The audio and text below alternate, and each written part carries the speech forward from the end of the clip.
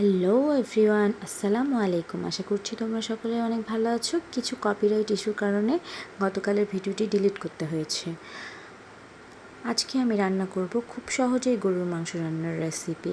তার জন্য প্রথমে মাংসটিকে পরিষ্কার করে ধুয়ে নিয়েছি। তারপর সেখানে শুকনো মরিচ, তেজপাতা, দারুচিনি, সাদা এলাচ, কালো এলাচ, গোটা রসুন, পেঁয়াজ কুচি, হলুদ গুঁড়ো, মরিচ গুঁড়ো, জিরে গুঁড়ো, লবণ পরিমাণ মতো, তেল পরিমাণ মতো, আদা বাটা এগুলো দিয়ে মিক্সড করে নিয়েছি মাংসটি ভালোভাবে। তারপর সেখানে পরিমাণ মতো পানি দিয়েছি।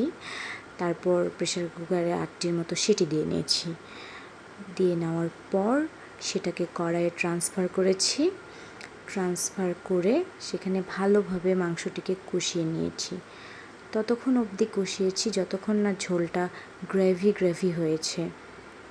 কেমন লাগলো আমার রেসিপিটি অবশ্যই কমেন্টে জানাবা। ভালো থেকো সবাই। আল্লাহ হাফেজ।